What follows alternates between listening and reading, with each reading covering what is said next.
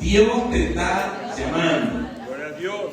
La voz de Dios siempre nos está llamando, siempre. Libro del Éxodo, capítulo 3. Y si usted lo tiene allí, a partir del versículo 1 hasta el 6 vamos a leer, honrando a nuestro Dios Padre, al Dios Hijo y al Dios Espíritu Santo. Dice así la palabra del Señor. Apacentando Moisés las ovejas de Jetro, su suegro, sacerdote de Madián, llevó las ovejas a través del desierto y llegó hasta Horeb, monte de Dios. Y se le apareció el ángel de Jehová en una llama de fuego en medio de una zarza, y él miró y vio que la zarza ardía en fuego, y la zarza no se consumía. Entonces Moisés dijo: iré yo ahora y veré esta gran visión. ¿Por qué causa la zarza no se quema? Viendo Jehová que él iba a ver, lo llamó Dios del medio de la zarza y dijo: Moisés, Moisés. Y él respondió: heme aquí.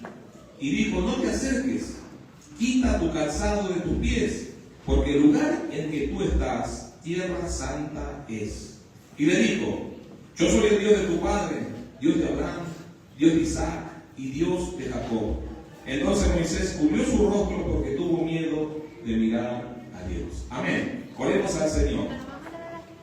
Bendito Dios y eterno Padre, Señor, le damos gracias porque tú eres un Dios todopoderoso, Señor. Tú eres un Dios omnipresente, omnisciente y omnipotente, Señor. En esta hora nos ponemos bajo tu manto de gloria, Señor, y de gracia, para que nos unjas desde tu trono bendito, Señor, para que podamos hablar con de nuevo tu palabra, Señor.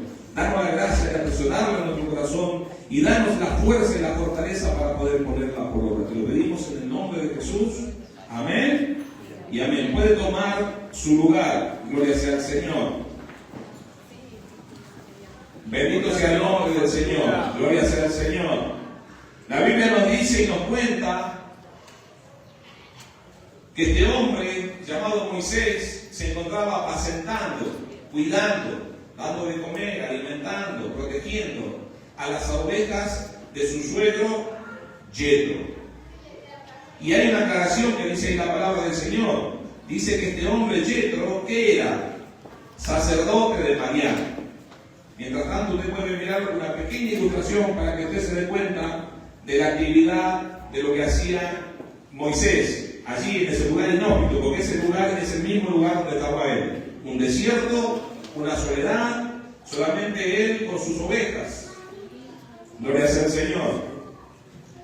Y la palabra de Dios dice que llevando él las ovejas, llegó allí, hasta esa cumbre del monte, que es el monte Horeb, también conocido como el monte Tabor.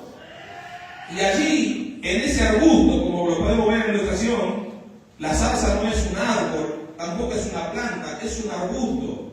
No tiene belleza, no sirve ni para dar sombra. Sin embargo, Dios escoge esa zarza y hace arder su presencia para hablar con su siervo Moisés. La Biblia dice que se le apareció el ángel de Jehová.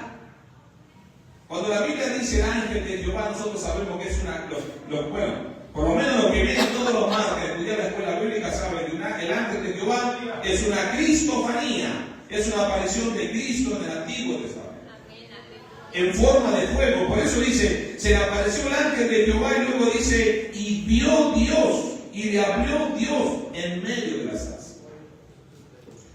Cuando leemos este pasaje, muchos de nosotros nos preguntamos, ¿por qué Dios escogió a Moisés? Porque Dios podía haber escogido a su suegro, a Jetro. Él ya era sacerdote de Madián, él ya era un hombre preparado, ya era un hombre con conocimiento, ya era un hombre que sabía la funcionalidad de Dios y conocía la ley de Dios. Sin embargo, Dios escoge a Moisés.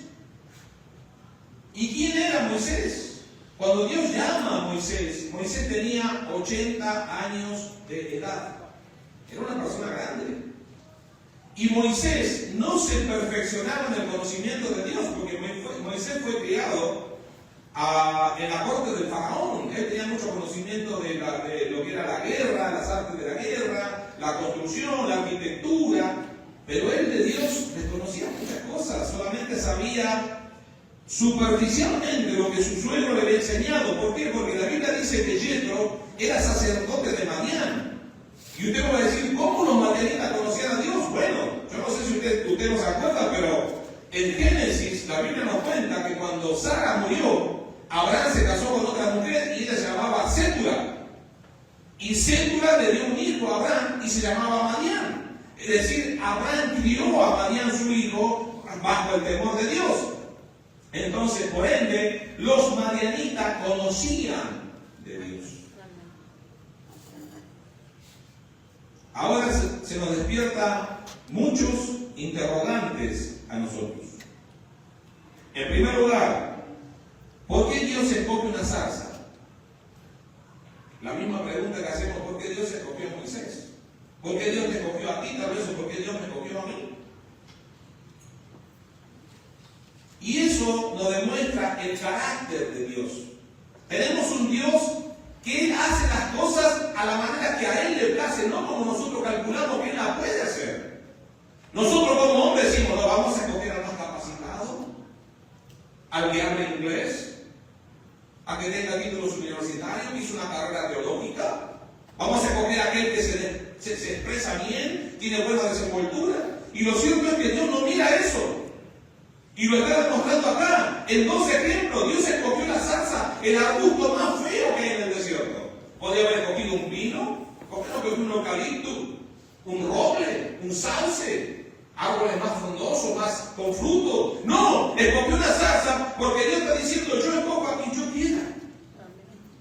Y no miro su apariencia, no miro su condición, no miro su clase social, no miro su capacidad, no miro su intelecto. Yo miro lo que el hombre no puede ver. Dios mira adentro, no mira afuera.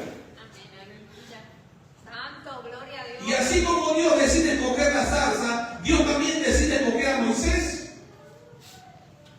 El asunto es, ¿estamos listos cuando Dios te escoge? ¿Estamos listos cuando Dios te llame? ¿Estamos prestos a decirle, Señor, como dijo el profeta, heme aquí, envíame a mí, aún corriendo el riesgo de perder su vida? Porque vivimos en un país donde desde el presidente que acaba de asumir hasta los más bajos en las cortes están yendo a darse cuenta que una nación y un pueblo sin Dios no tiene esperanza de vida. Gloria a Dios, aleluya. Todas las naciones que se rebelaron contra Dios perecieron, y muchos grandes imperios que se creían que lo conquistaban todo, como los persas, los babilonios, los fenicios, han desaparecido. Y Dios sigue sentado en su trono y Él sigue siendo Dios bendito por los siglos de los siglos. Gloria a Dios. Gloria a Dios. Por eso Dios no muda su parecer, Él no cambia en su voluntad. Dios sigue siendo el mismo ayer, hoy y por los siglos de los siglos. Esto que estamos leyendo es hace más de 3.500 años y Dios sigue orando igual. Dios no mira lo que el hombre ve, Dios mira tu corazón. Gloria a Dios, aleluya. No este músculo que late y bombea sangre para todo el cuerpo, no, tu ser interior. Eso es lo que Dios mira, y eso es lo que muchas veces nosotros no nos damos cuenta, es lo que necesitamos hacer, que camine la voluntad de Dios.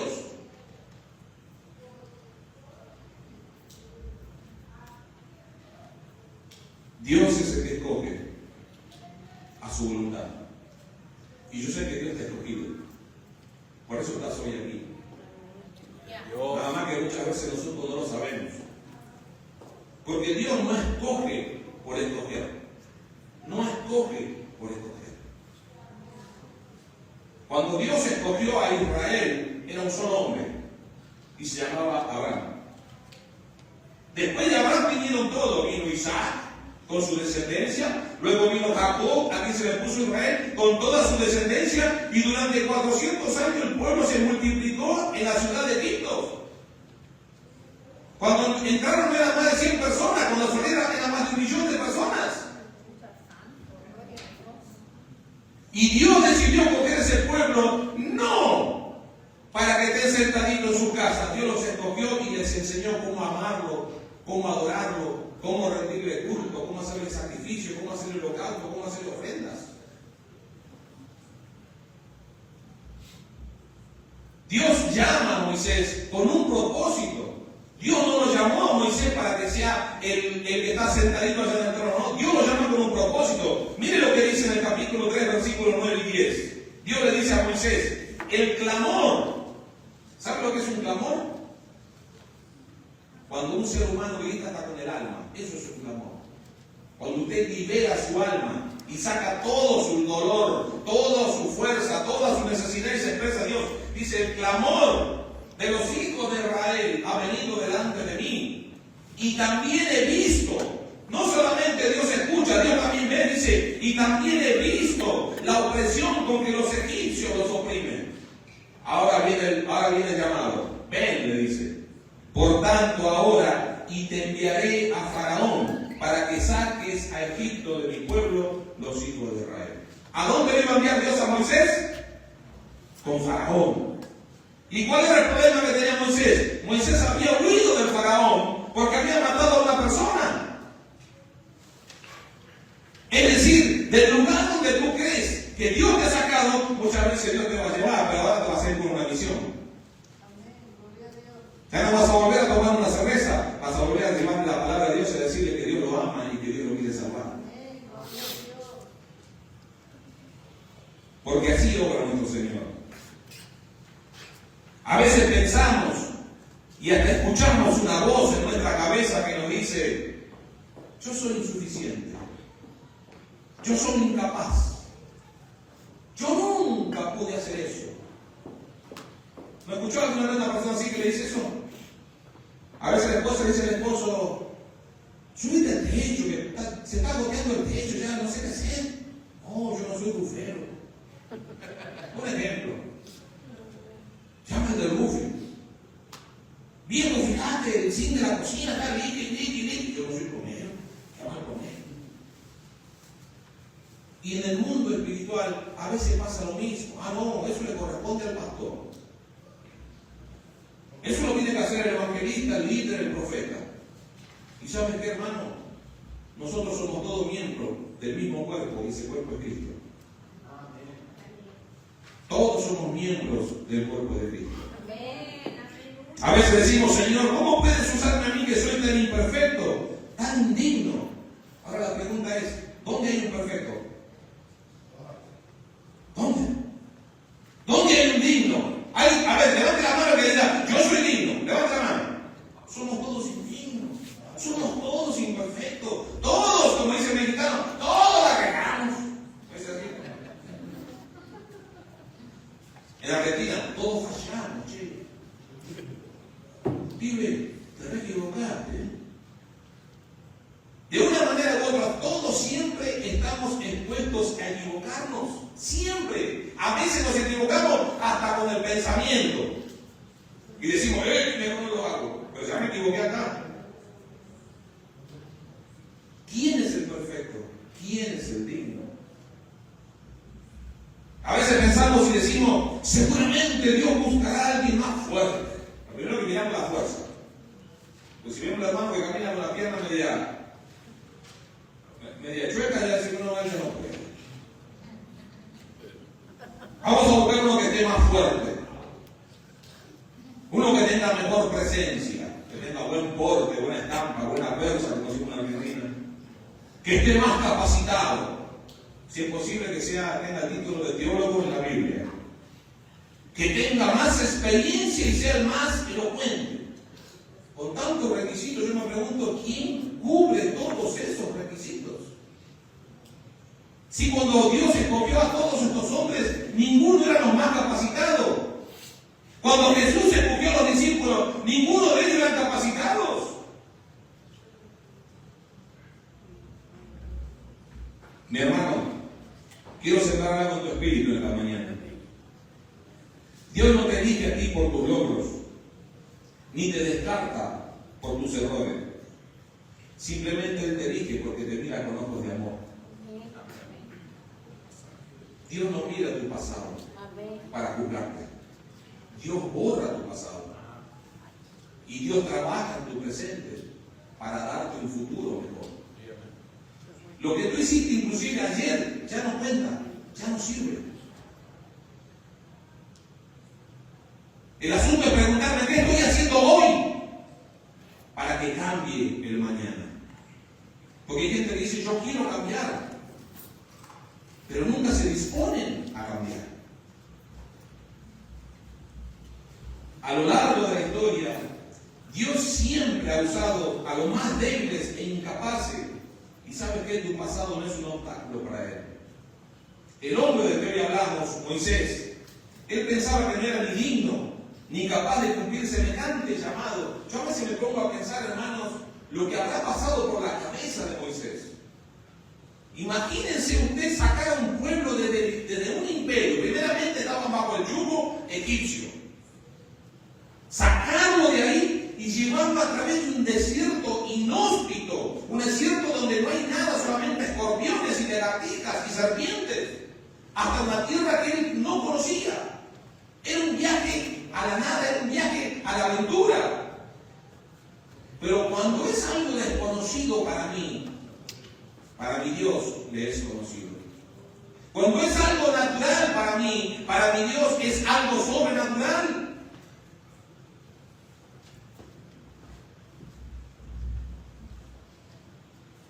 Hoy quiero decirte que sin embargo tienes que saber que el amor de Dios con el que te ha escogido a ti no se basa en tus méritos, no se basa en tu figura ni en tu capacidad, ni siquiera se basa en lo que hayas hecho, sino que Dios te ha escogido porque el amor de Dios se basa en el poder de su gracia. Por eso Dios me ha escogido, por el poder de su gracia. La gracia de Dios es más que suficiente para cambiarlo todo, para transformarlo todo y para perdonarlo todo. Porque nosotros lo que de gracia recibimos, de gracia debemos dar. Y comienza después de esta presentación que usted vio, esa zarza que ardía, Moisés intrigado, se acerca hasta ella y viene la voz de Dios y le dice: Moisés, Moisés. Usted fíjese que la Biblia tiene mucho significado. Cuando dicen tu nombre una vez, te están llamando por tu nombre. Cuando dicen tu nombre 2 veces, te están llamando la atención. Y cuando la Biblia repite 3 veces, como decía Jesús, de cierto, de cierto, de cierto os digo, quiere decir que lo que Dios va a hablar es veraz.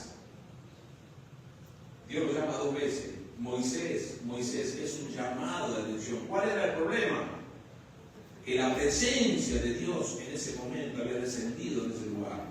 Y la presencia de Dios cuando desciende santifica el lugar. Por eso esta casa se llama Casa Santa de Oración.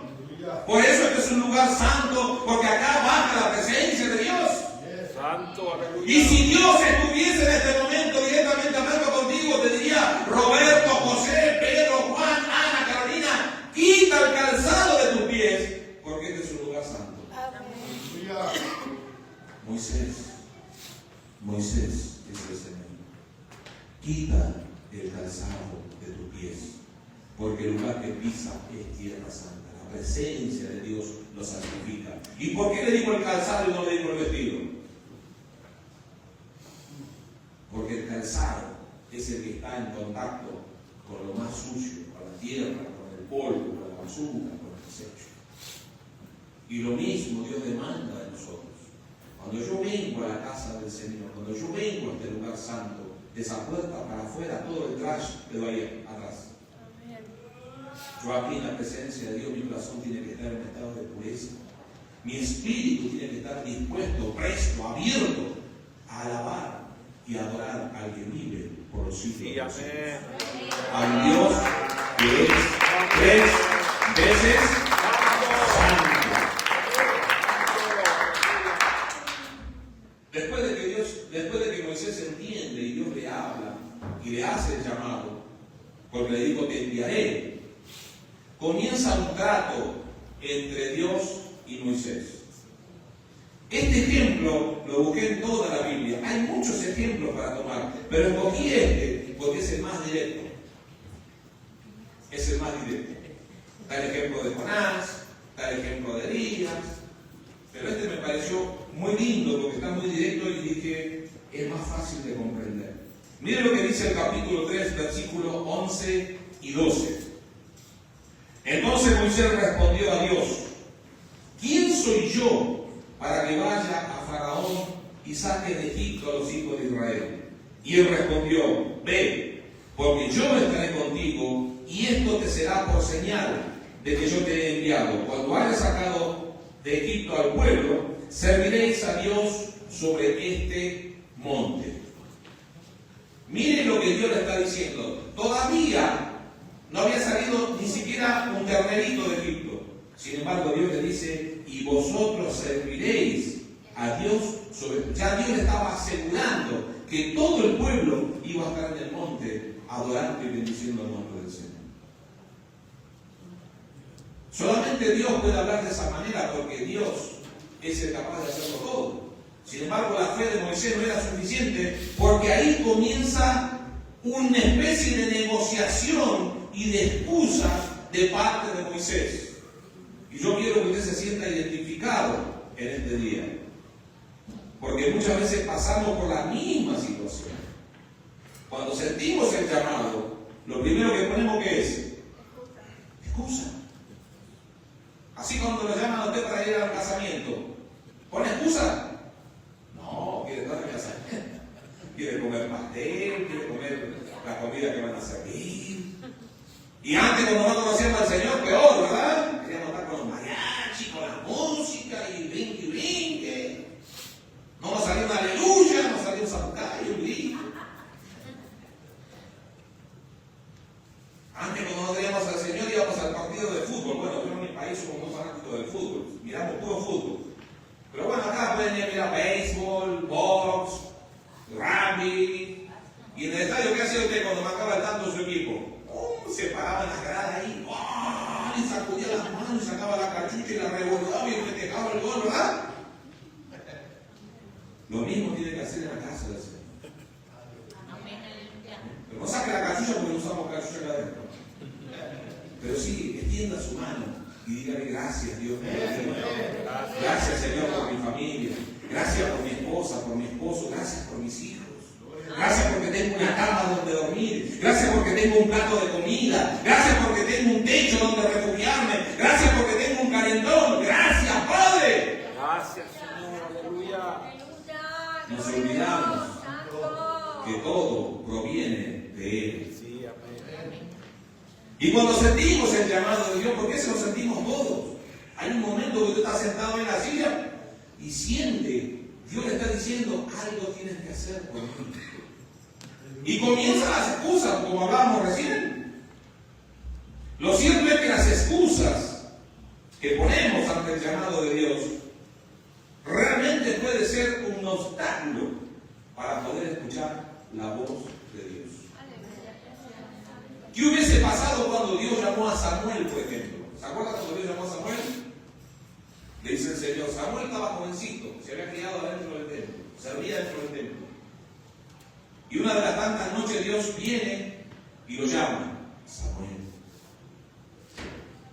Samuel. Y el joven no conocía la voz de Dios. Pensó que era el sacerdote Elí que lo llamaba y se fue corriendo con Elí. Y le dice, ¿y qué tienes? Samuel, ¿qué tienes? ¿Qué pasa? No, ese tú me llamaste. No, yo no te llamé. Ven, duérmete. El joven vuelve a la cama. Cuando se está por dormir, devuelve la voz. Samuel. Samuel. Esa voz que muchas veces suena en nuestra cabeza, suena en nuestra mente, esa voz suave y dulce que te dice, José, Rubén, Gabriel, Roberto, Sergio. Ay, Señor, te puedo escuchar. No puedo dormir más todavía. Pero la voz lo llama. Hasta que Samuel entendió que era Dios el que lo llamaba. No dijo, mejor me voy a dormir porque hace frío afuera y necesito descansar para venir a prender la lámpara del templo. No, cuando escuchó la voz de Dios, dijo, Señor, heme aquí, habla, porque tu siervo oye. Aleluya. Aleluya, Dios bendito. La Biblia nos enseña que Dios levanta a las personas de los fracasos. Dios lo puede levantar a usted de un fracaso, de una ruina, de un problema, de una situación. Pero Dios no lo puede levantar cuando usted pone excusas. Aleluya. Cuando usted se la pasa excusándose, yo no puedo. No, yo no sirvo para eso. Y pone la excusa, el caballo ya no canta, el pescadito de la pecera de la Roconi se murió, el gatito durmió anoche afuera. Y empezamos a poner excusas, algunas que a veces son excusas infantiles. Me acuerdo cuando pastoreaba la iglesia en mi país, yo escogía, los días domingos cogía 2 casas para ir a visitar. Allá la bendición que tenemos que los hermanos viven cerca de la iglesia, ¿no? Como acá que viven lejos y a veces uno visitar da mucho trabajo y acá todo el mundo trabaja. Allá por lo general trabaja el hermano y la hermana y los hijos están todo el tiempo en la casa. Y yo llegaba, me acuerdo, y golpeaba la puerta y se escuchaba esto que miraban por la milicia. ¡No, es el pastor! ¡No, dile que no se puede!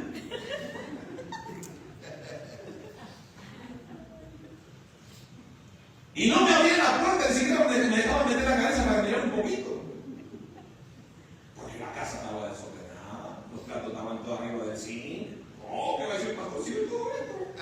Pero Dios te está mirando. Yo no puedo hacer nada. O sea, excusas, hermano. Y Dios no quiere que tú pongas excusas. Dios quiere que tú estés dispuesto y le digas, Señor, heme aquí. Aquí estoy, usa mi vida. Y no creas que Dios te va a poner una sotana de cura y te va a mandar a una catedral. Dios no te va a usar así. Dios te está llamando porque tú puedes sembrar una palabra en un inmigrante que está parado en la esquina sin saber para dónde agarrar. Dios te puede usar. Pero ¿cómo Dios te va a usar si tú no te dispones? ¿Cómo Dios me puede usar a mí si yo estoy sentado en la casa tirando el sofá mirando la televisión? No escuché nunca la voz de Dios mirando a Discovery Channel. Discúlpeme. Las excusas que Moisés dio a Dios cuando fue llamado revelan mucho sobre la condición y la naturaleza humana con relación al llamado divino. Las excusas reflejan miedo, dudas, incertidumbres comunes que muchos de nosotros experimentamos cuando enfrentamos tareas de importancia. Lo cierto es que Dios te ha elegido tal y como eres. No es que Dios quiere que tú cambies, que tú te hagas un peinado ostentoso, que crezcas 2 metros más alto. No, Dios te cogió como tú eres, con tus errores y con tus virtudes. Dios te escogió con tus aciertos y con tus desaciertos. Dios te escogió con tu carácter tal como eres, que a veces estás sonriente y a veces querés revolear el sartén por allá por la esquina. Porque hay gente que dice, ¡ay, yo no me enojo! Hablando del enojo, un ejemplo. Y diría el pastor Rivera, nuestro amado pastor Rivera, diría. Si Jesús, siendo Jesús, el Hijo de Dios, el Dios encarnado, se enojó, ¿se acuerdan de cuando Jesús se enojó? La Biblia dice, y se airó Jesús, cambió su carácter cuando vio que en el templo, que era un lugar de santificación y de adoración, estaban haciendo negocio. Dios se enojó. Y también ahora usted va a leer este pasaje que estamos leyendo, también dice que Dios se enojó con Moisés. El enojarse es normal, porque es parte de tu carácter, es un sentimiento. El problema es que tú te enojes y mandes a alguien, bueno, ahí sí hay un problema. O pegues a alguien o le golpees a alguien enojado, bueno, ahí sí ya pecaste. Por eso la Biblia dice, airaos, pero no pequéis. Luego otra parte dice, no se ponga el sol, ¿sobre qué? Sobre vuestro enojo. No te vayas a dormir enojado.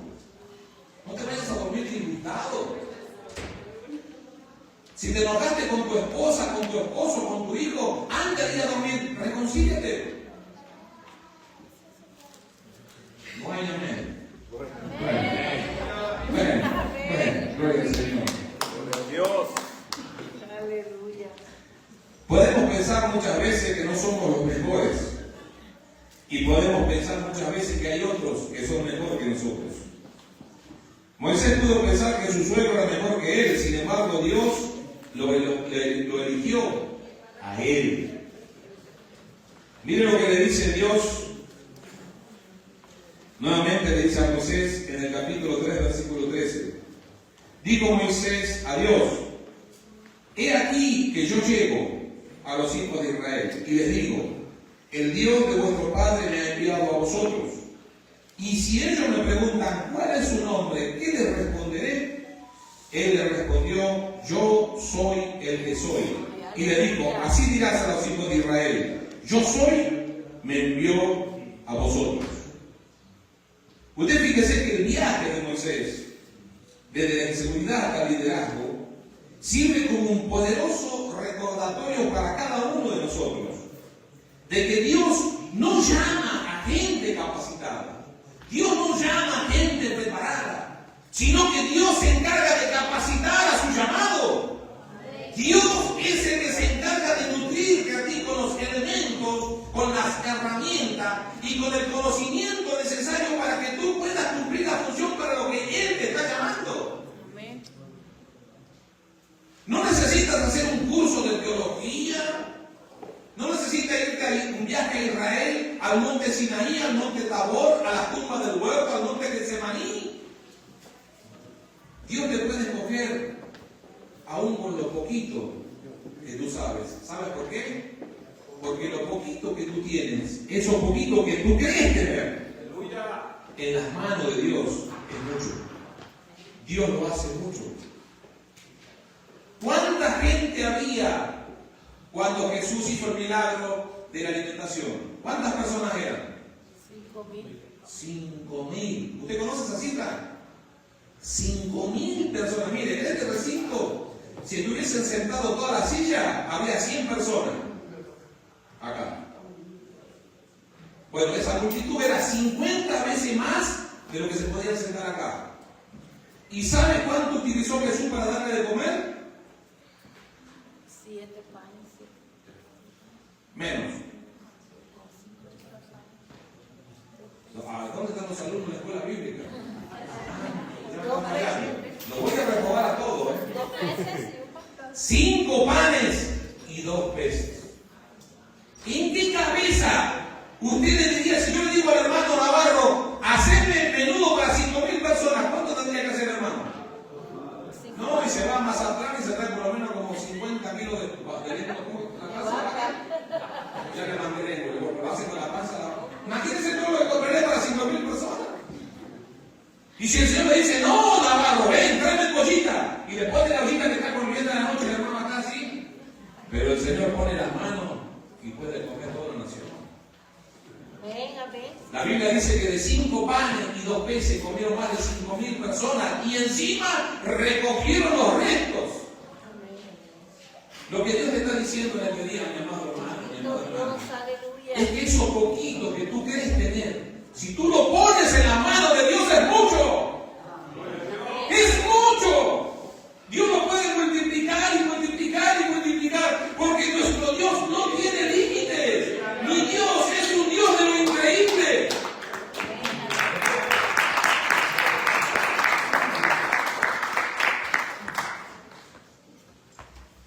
Mire lo que dice en el capítulo 4, versículo 1 al 4.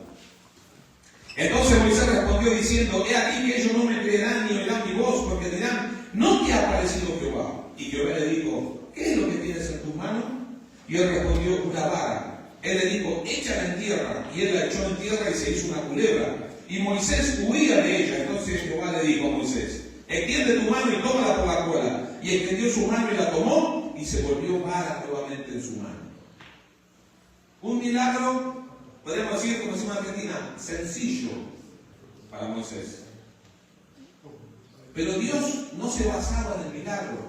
Dios lo que quería que Moisés entienda que era Dios el que lo estaba enviando.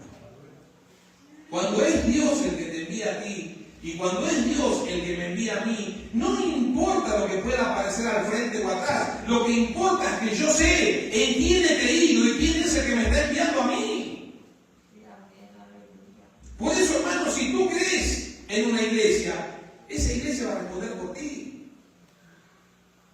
Por eso, mi hermana, si tú crees en un pastor, ese pastor va a responder por ti. Pero si tú crees en Dios, es Dios el que responde por ti. ¡Aleluya! Dios es mi cobertura y Dios es la garantía que yo tengo de que si yo me meto y hago el propósito de Dios, Él me va a respaldar. Moisés lo único se la pasaba poniendo excusas. Ellos no me van a creer. ¿Qué nombre es el Dios que le voy a decir? Y le empieza a poner unas excusas que Dios comienza a darse cuenta que este hombre en realidad tiene más pelos que el idioma castellano.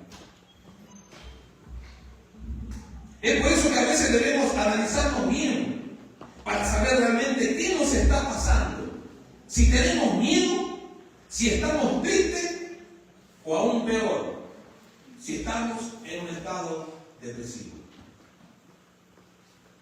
Porque hay cristianos que a veces están pasando por una depresión, no les nace decir ni gloria a Dios, ni aleluya, ni decirle Señor, ven aquí. El hermano que está cantando, las hermanas están cantando, los músicos están tocando, la iglesia está cantando y ellos están sentados y sentados allí, no sabe, en un estado de inercia espiritual, no sabe para dónde ir. Lo cierto, mi hermano, es que el miedo, por decir el miedo, es un sentimiento natural. Usted puede, y es normal y natural, que usted sienta miedo. Solamente una persona fuera de sus cabales, fuera de sí, no siente miedo. Es decir, si usted va al zoológico y se acerca a la jaula del tigre o del león, cuando más cerca está, ¿qué siente usted? Miedo. Porque usted sabe que ese animal le puede dar un zarpazo y lo puede lastimar. Ni hablar si lo agarra con los dientes que tiene, se lo come. O sea, el miedo es algo natural.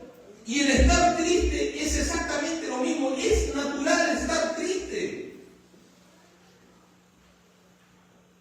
Pero lo que no es natural, mi amado hermano, en este día le quiero decir, que usted esté deprimido, eso no está bueno. Porque el miedo y la tristeza son sentimientos que yo los puedo controlar. Y yo puedo saber por qué tengo miedo o por qué estoy triste. Pero cuando la persona está en un estado depresivo, no sabe por qué. Aleluya. ¿Por qué lloras? Oh, no sé. Ay, mi hijita, ¿por qué no quiere comer la enchilada? No sé, mamá. Ay, mijo, venga, coma. No puedo. ¿Qué te pasa, mijo? No sé. Hijo, ¿por qué no te bañas? ¿Hueles frío, mijo? Ay, no, mamá. No sé por qué no me baño. Sufrido. Mijo, ordena tu cuarto, ordena un poquito a la virgencita. Ordénalo. ¿Qué te pasa? ¿No puedes levantar la cama? No puedo. Entonces, hay un problema cuando la persona entra en un estado depresivo. Porque el estado depresivo es un estado espiritual. Los médicos quieren diagnosticarlo al neurótico, al psicópata, al psicótico, al depresivo.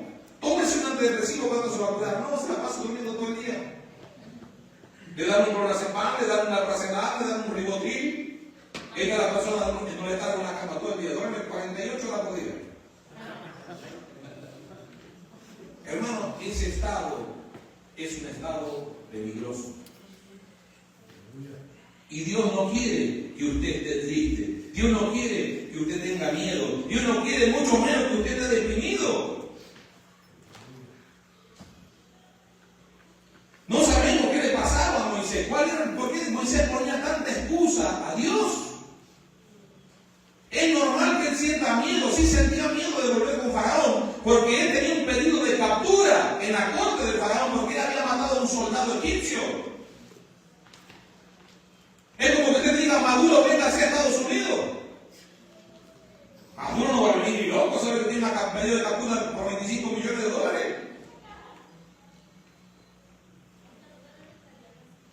Ese era el problema que tenía Moisés. Él tenía miedo de volver a Egipto porque tenía un pedido de captura. Él había matado a un soldado egipcio. Y después tenía un problema peor todavía Moisés. Él tenía un problema que era tartamudo. Él no podía hablar bien. No se podía expresar bien. Imagínense lo que es para una persona con el cargo que iba a tener él, que no pueda expresarse bien. Pero eso no es problema para Dios. Y ahora sí vamos a repetir la frase del corito. No hay excusa para servir al Señor. No hay excusas. No hay excusa. Oh, porque yo recién llegué de Argentina. No, yo no puedo porque no tengo carro para moverme. No, yo no puedo porque mi casa me hace la vida imposible. No, hermano, son todos excusas. Tú sí puedes servir a Dios. Tú le puedes servir en tu trabajo, le puedes servir en tu hogar, le puedes servir en el negocio, en el mall, en la tienda, en el parking. Le puedes servir en toda parte. Mire a qué punto llegaron las excusas de Moisés. Acompáñenme al capítulo 4, al versículo 10, y vamos a ver lo que dice aquí la palabra del Señor. Entonces Jehová se enojó contra Moisés. ¿Cómo dice ahí? En el versículo 10. 4:10. Entonces Jehová se enojó contra Moisés y dijo: ¿no conozco yo a tu hermano Aarón levita y que él habla bien? He aquí que él saldrá a recibirte y al verte se alegrará en su corazón. Tú hablarás a él y pondrás en su boca las palabras, y yo estaré con tu boca y con la suya, y os enseñaré lo que hayáis de decir. Y él hablará por ti al pueblo, él te será a ti en lugar de tu boca, y tú serás para él en lugar de Dios. Y tomarás en tu mano esta vara, con la cual harás mis señales. Mire cuánto hay acá en este versículo. Dios le dice: no conozco yo a tu hermano Aarón. ¿Cuál era el problema que tenía Moisés? Que Moisés había huido de Egipto. Y su hermano Aarón era un levita. Seguramente Aarón tenía una imagen pésima de su hermano. Pero ahí viene Dios. Y mire lo que dice: tu hermano te verá y saldrá con alegría en su corazón para recibirte. Dios cambió, Dios mudó el corazón de Aarón para que él pueda volver a amar, a querer y alegrarse de ver a su hermano. Estos ejemplos Dios los pone, hermano. ¿Sabe para qué? Para que usted se dé cuenta que Dios puede cambiar los corazones de las personas. Y Dios le dice a Moisés: él va a hablar en tu lugar. Y me gusta cómo cierra el versículo. Dice: y tomarás en tu mano esta vara. Esa vara que Moisés usaba para guiar las ovejas y para sacar las ovejas que se caían en un hoyo, fue la misma vara que él utilizó para hacer los milagros de Dios. Esa vara que antes se llamaba vara de pastor, ¿sabe cómo se llamaba ahora? El báculo de Dios. Porque esa vara, cuando tocó el río Nilo, el río se convirtió en sangre. Y esa misma vara, cuando él golpeó las aguas del Mar Rojo, las aguas se abrieron. Esa vara ya no era la vara del pastor, era la vara de Dios. Y eso pasa cuando nosotros nos disponemos. Ya no soy solamente yo, sino ya es tu hogar, es tu esposa, son tus hijos que han pasado a pertenecer a propiedad de Dios. Y no solamente puede ser usado tú, puede ser usada toda tu familia.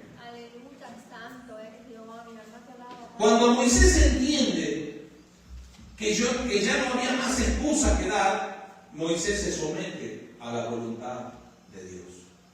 Y podemos ver un hombre con miedo, un hombre tartamudo, un hombre que vivió muchos años lejos de su hogar, un hombre que se crió en la soledad del desierto, convertido en un líder de toda una nación. Ahora yo le hago una pregunta a usted: ¿hizo algo Moisés para lograr eso? No. Moisés no hizo nada. Todo lo hizo Dios. Por eso en este día usted no tiene que hacer absolutamente nada. Solamente tiene que disponerse al llamado de Dios. Cuando usted se dispone a hacer algo, ya no es usted, es Dios el que va a ir con usted y Él se va a encargar de hacer las cosas. Si usted se dispone a ir a sembrar la palabra, usted va a ir caminando, sí, usted va a poner su parte, pero Dios se va a encargar del resto.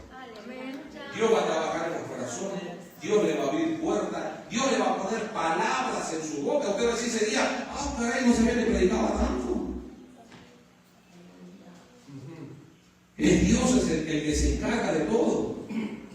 Fíjese que al final Moisés se convirtió en uno de los más grandes líderes en la historia bíblica. No por sus propias habilidades, sino por la obediencia a su llamado. Y otra cosa, y a su dependencia de Dios. Amén. Hay un versículo cortito que dice, en la obediencia está la bendición.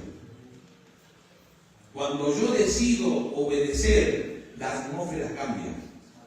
Así como cambia la atmósfera cuando yo decido desobedecer, lo mismo sucede cuando usted decide obedecer. Cuando usted decide obedecerle a Dios, que es creerle, porque creer es obedecer a su palabra. Cuando yo decido creerle a Dios, la atmósfera cambia. Las cosas cambian. Cuando usted en su hogar se sienta con su esposa, con su esposo, con sus hijos, se toman de la mano en la mesa y dicen, Señor, hasta acá teníamos miedo, hasta acá teníamos duda, hasta acá fuimos presas del quebranto, pero a partir de este momento, en el nombre de Jesús, yo creo en tu gracia, en tu poder y en tu misericordia, esa atmósfera comienza a cambiar. Porque Dios desde su presencia dice, hay un pequeño grupo que está creyendo en mí, y por lo tanto Dios responde. Porque la Biblia dice y asegura, atentos están los ojos del Señor al clamor de ¿quién? De sus hijos. Y no es un versículo para repetirlo como gente lo usa como si fuese un tabú. Que yo voy a muchas casas y usted hace esto. Entra a la casa y apenas entra se encuentra con la Biblia abierta del Salmo 91.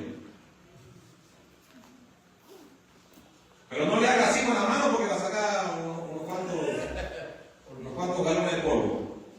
No, hermano, esto no es un talismán. Esto es un libro escrito. Lo que tiene poder es la palabra de Dios que está viva y es viva y eficaz. Eso tiene poder. La historia de Moisés es un testimonio del poder transformador, del llamado divino y de la fidelidad de Dios hacia aquellos que responden a su llamado a pesar de sus miedos y de sus dudas. Ahora va la pregunta del millón. ¿Quién no tiene miedo? A ver, levante la mano para que le regalemos $1 millón. ¿Quién no tiene miedo? Total, tengo acá la mano escribir que me lo va a prestar $1 millón. Levante la mano el que no tiene dudas. A ver, levante la mano el que no tiene dudas. Todos las tenemos. Tenemos miedo, tenemos dudas, tenemos temores, tenemos inseguridades. Todos. Absolutamente todos. Hasta Goliat tenía miedo. Y era Goliat. Hasta Arnold Schwarzenegger tiene miedo. O sea, el miedo es algo natural. ¿Saben cuál es el problema, hermanos? Que muchas veces yo dejo que eso me gobierne, que eso maneje mi vida. Ahí está el problema, cuando yo dejo que el miedo se apodere de mí, el temor, la duda, el desconcierto, la incertidumbre de saber qué va a pasar la semana que viene. Cuando eso se apodera de mí, es porque yo he dejado de creer en Dios y he comenzado a usar mi mente natural. Pregúntele al apóstol Pablo si alguna vez él se sintió abatido o preso. Lea la historia del apóstol Pablo. Lea la historia de Pedro, de Juan, de Jacobo, de los primeros hombres, los profetas de Dios. Hermano, cuando tú tomas conciencia que Dios es tu respaldo, el miedo desaparece.